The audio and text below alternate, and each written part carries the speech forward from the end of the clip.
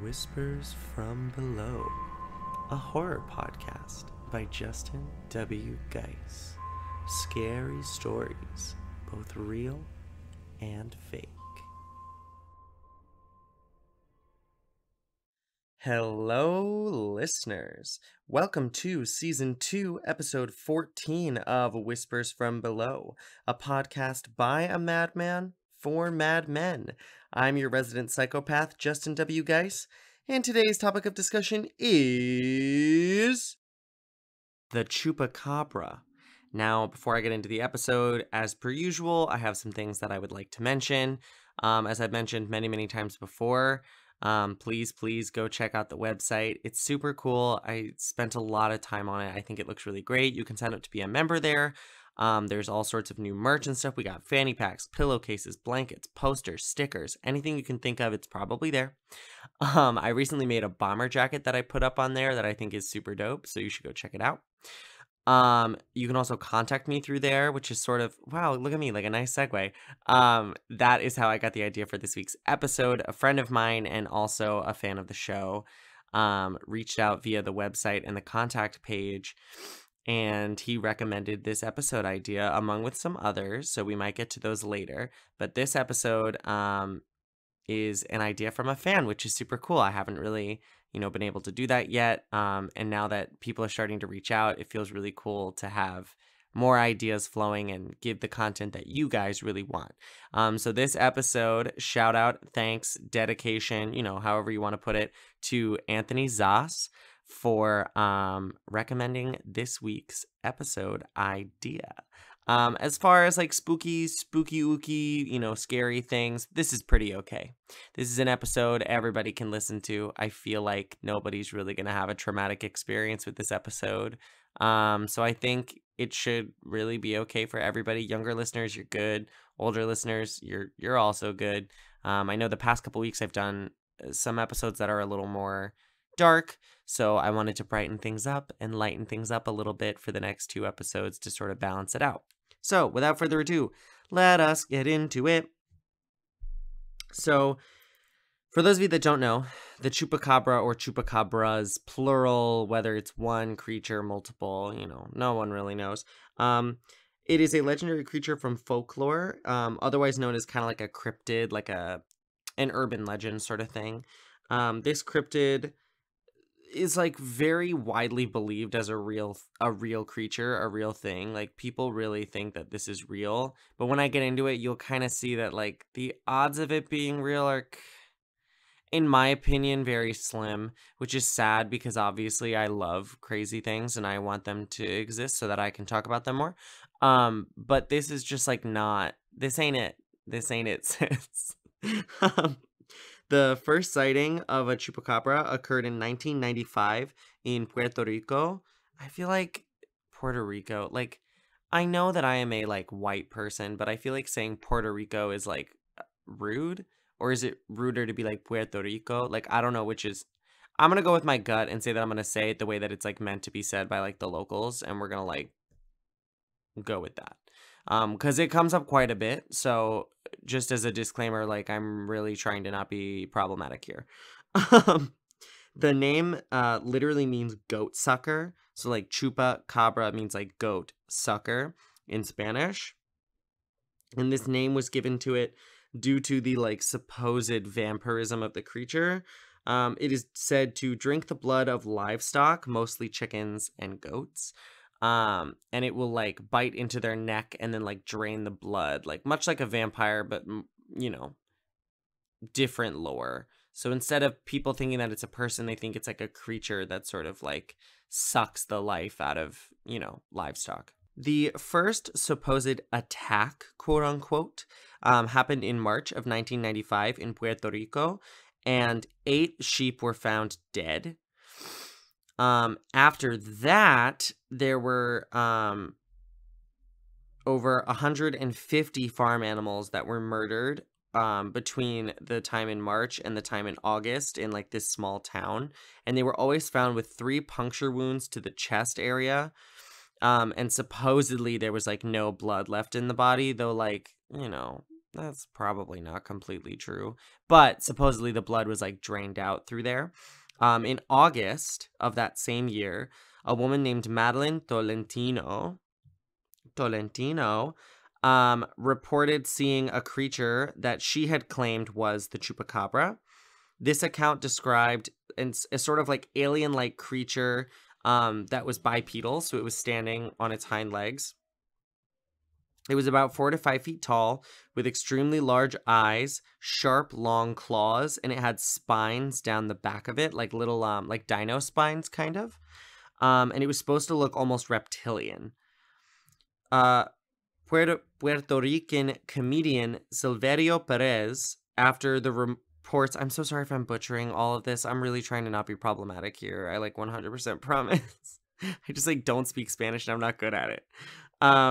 After the reports were sensationalized in the media, this comedian, Perez, he kind of like coined the name Chupacabra for it. In one of his like bits, his like sketches, he sort of coined the name Chupacabra and it stuck. Up until then, it was known as like basically like the vampire or like the blood drainer, and then they kind of like adopted the name goat sucker because that's what it was doing. Like it wasn't attacking people.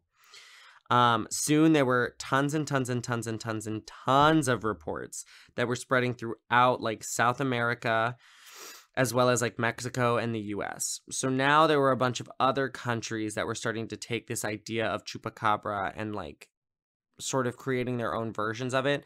Throughout South America and Mexico, most of Mexico, the story of the reptilian creature sort of stayed the same. That idea of like it being almost like an alien rather than like a creature from Earth. In the US, however, we love to change things and make them our own here. And we decided that it was actually just like a dog. Like it was basically like a coyote, but like with no fur. So then you start to see these accounts coming up in the US of these sightings of chupacabras, but it's just like bodies of like hairless dogs, basically like canines, you know, whether it's a coyote, a fox, whatever. It's sort of like the skin is darker or like splotched, and there's no hair at all on the canine. And you start to see bodies pop up of like dead animals like that. And what's actually like really interesting to note is that in the US, people love to be famous. You know, we want fame. A lot of it's, I feel like not even in the US, I feel like that's a common thing in most places. People really love this idea of being famous or known for something. Even if it's something really stupid or small, they want like their 15 minutes of fame. Like they really want to like have that. You know, me included. We all want that, I think. But they started breeding dogs with like hairless Mexican dogs to create dogs that didn't have hair.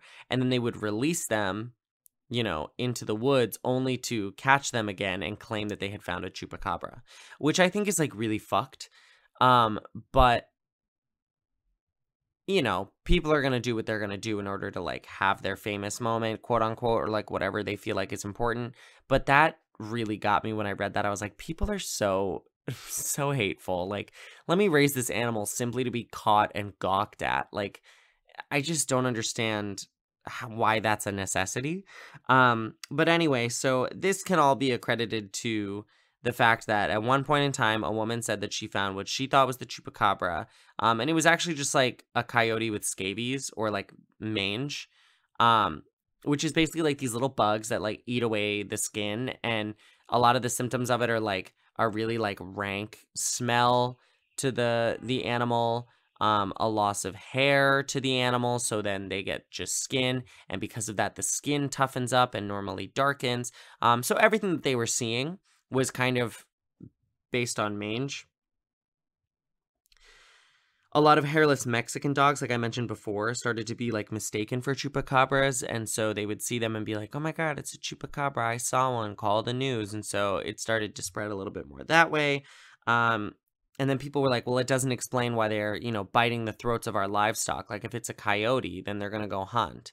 But part of what happens with mange and scabies is that the animal gets incredibly weak, and it actually leads to them dying at some point.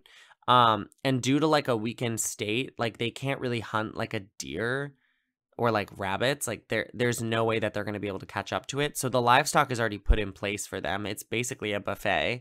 So it's not really that crazy to think that a coyote that's starved and weakened is going to jump in, to the goat pen, or, the chicken coop or whatever, and sort of take a bite of whatever they can find.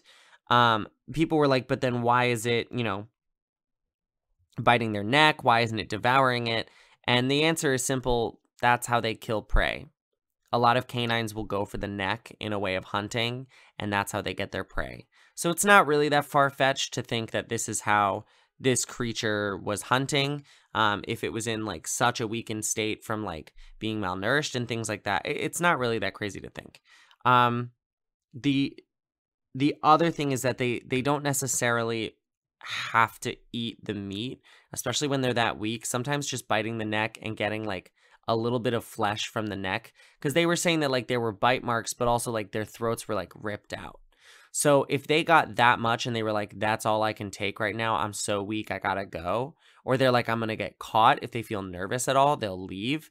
Canines are smart, not as smart as felines, obviously, but they are intelligent creatures. And so the idea of one getting like maybe a little bit spooked and like jumping away, like, I mean, it's not that crazy to think to me. I think people are just really trying to like poke holes in science, like, Americans like to do, so that they can have their like little fantasies live on. But just like, interesting to note that somehow the lines got crossed when it came over to the US, and all of a sudden we were like, no, it's a dog. And then everyone in every other country was like, no, like it's like an alien. And we were like, no, it's like, it's a dog because we've seen them here. But it's like, who's to say that it's native to the US? Maybe the Chupacabra is real and it's just not native to here, and that's why we've never seen one here. Maybe it's only native in, Puerto Rico, or South American countries, more like hotter climates or anything like that. And then, why would we have them here? There's all sorts of things that could go on. But this sort of makes the American version of the Chupacabra, at least, like very discredited. Like people are like, it's not real. It never has been real, and it probably isn't real, And when you look at the facts, that 100% makes sense. Like scientifically, it's very easy to just think that that's not a real thing. I don't know about you, but I personally hate having to go to the grocery store. It takes up so much of my day when I could be starting a new hobby with that time, like soap carving, or collecting the sick bags out of airplanes. With Instacart, it makes grocery shopping fast and easy, all while allowing me to stay in my underwear. Instacart allows you to order all of the things you usually get from your local stores, delivered to your door in as fast as 1 hour.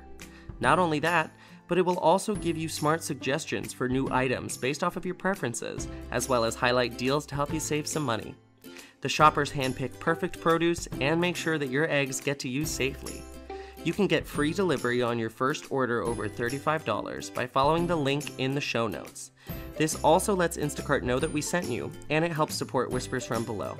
So if you hate grocery shopping as much as I do, try Instacart today and enjoy getting your groceries the easy way.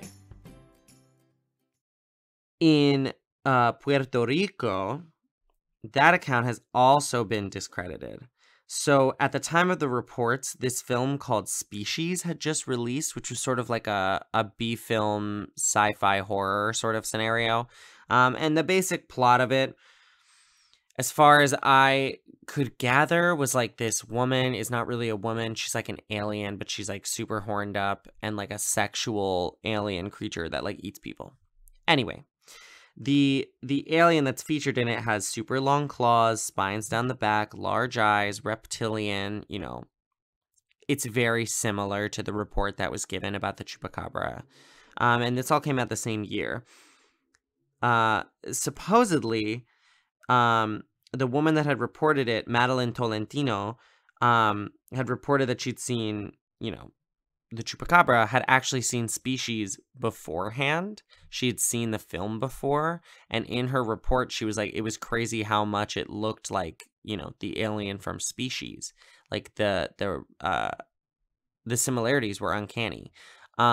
And then it actually came out a little bit later, and I'm not entirely sure if this is completely true, but there were reports that said that she believed that the events in the film were actually happening in Puerto Rico at the time. So she had some mental stuff going on and firmly believed that there were these aliens like coming there anyway. So her sort of making up a story and creating this thing, whether or not because in her reality, I'm sure that she firmly believes that this happened and nobody can take that away from her, you know? But in the difference between like perception and reality, she probably perceived that she had seen a chupacabra when in reality, it was probably a person or something like that, but because she was so spooked and in such a weird state of like believing that the events in the film were real, it probably forced her to see it and be like, oh my god, it's a chupacabra. I mean, the idea of like mistaking like a human body or like a something else as like a bipedal reptilian is like a little bit of a stretch, but but like also if she really had some underlying mental disorders that weren't treated, it's very possible that she could have been hallucinating things like that. We've seen it time and time again with serial killers and murderers who are like, no, no, no, no, no. I was just like, I was like shooting a chocolate bar, but it's like fully their girlfriend, So it happens. So it's possible.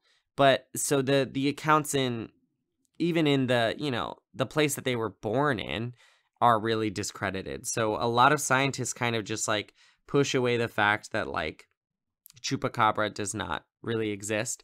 But then you might ask, well, Justin, how the hell did 150 different, animals and livestock get completely murdered and like quote unquote drained of blood during this time period? That's crazy. How do you explain that? Well, we could just say that local animals had discovered that it was easy to get into the livestock that was there and they were hungry and so they went for it. The other thing that could potentially be a reasoning for this is if there was a satanic cult nearby. A big theory is that when they killed the 8 sheep, they did it in a ritualistic way. When the woman came out and said that it was Chupacabra, and this started to become a sensationalized media thing, all of a sudden the cult was like, well, now we can do whatever we want because people are going to think it's Chupacabra, so, we're not going to get caught, what the fuck ever. So then they started murdering more, which further pushed the Chupacabra myth, legend. Is a rumor, Anastasia, that just went through my brain. This sort of like legend, it pushed that forward while also allowing the cult to do more of their things, which caused more murder. So it was like a nice cyclical pressure forward of them being able to push this myth while also making sure that they can do their like satanic blood rituals or whatever.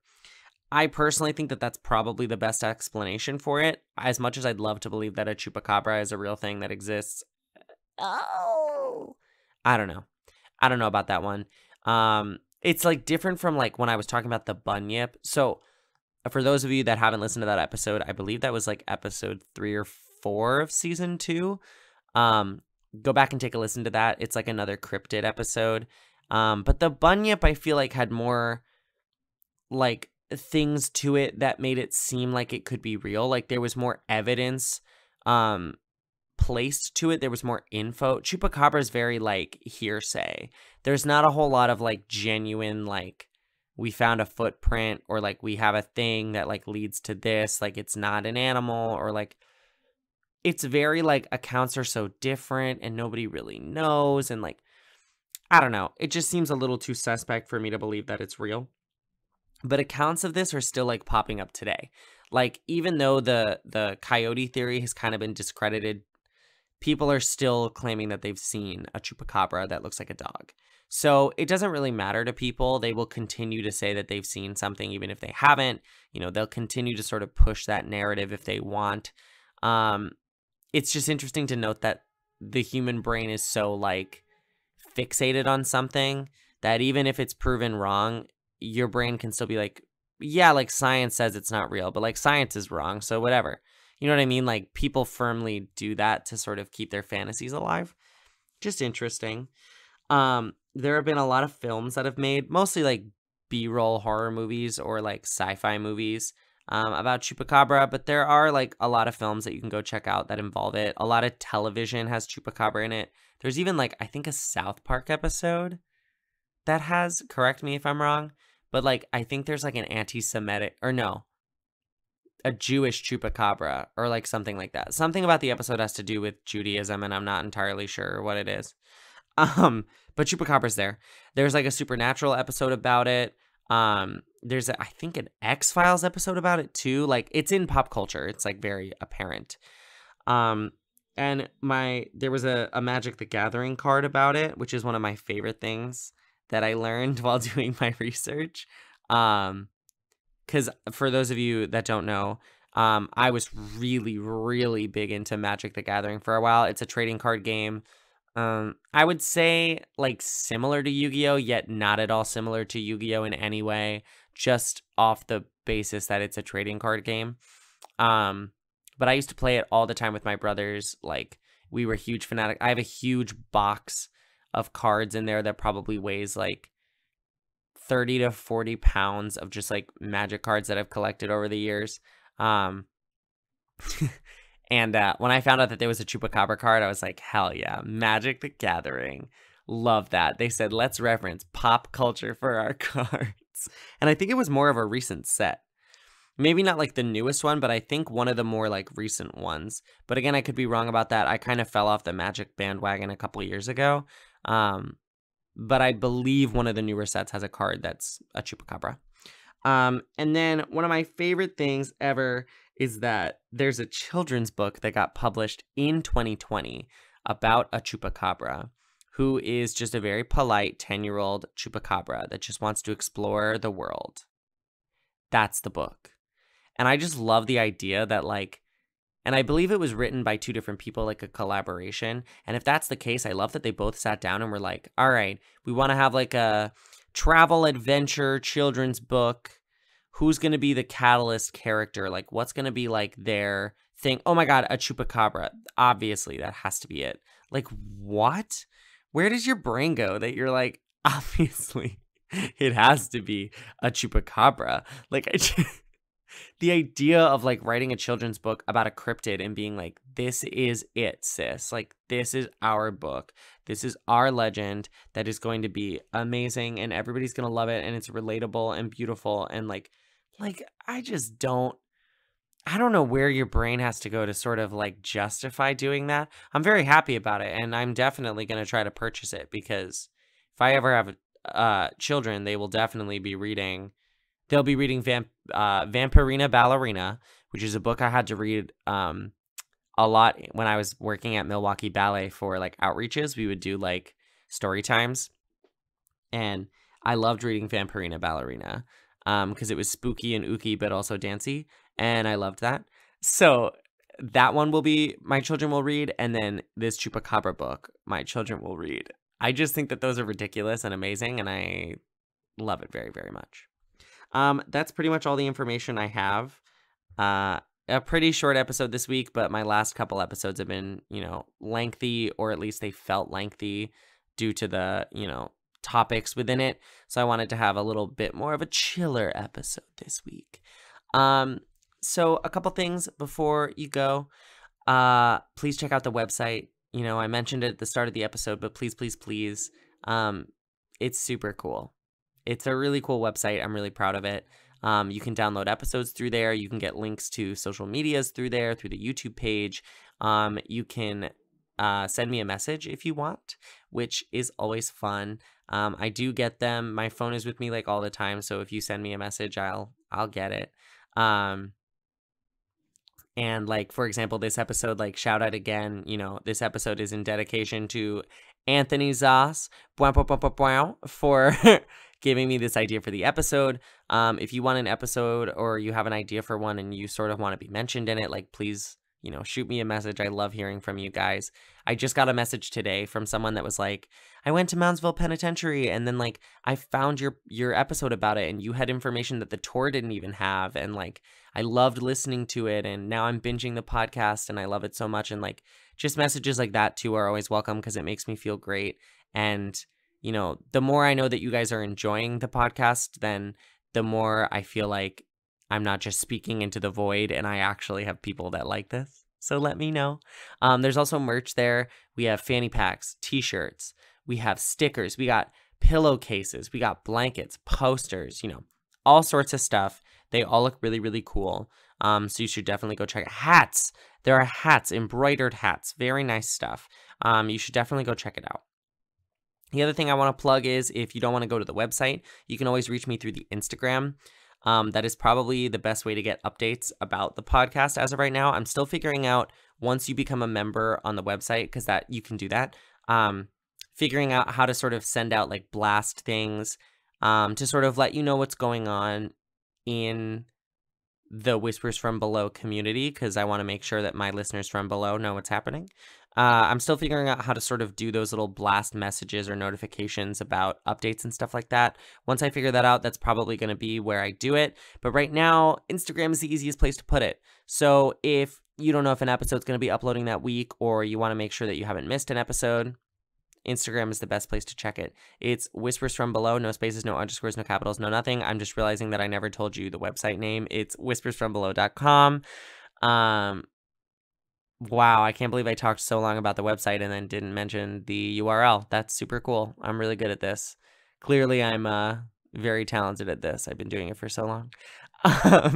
So please go check those two things out. If you're interested in my personal life at all, you can head to my Instagram. It's JUTIN_geese, like the animal. And I'm basically becoming a makeup page. That's like pretty much all I've been posting lately is me doing like cool makeup and stuff that makes me feel pretty and pictures of my adorable dog. So if that's anything that interests you, you can go check that out as well. I also post stuff from Whispers from Below on my main page, on my story and stuff. So if that's an easy way for you to stay updated or whatever, you can also check it out there.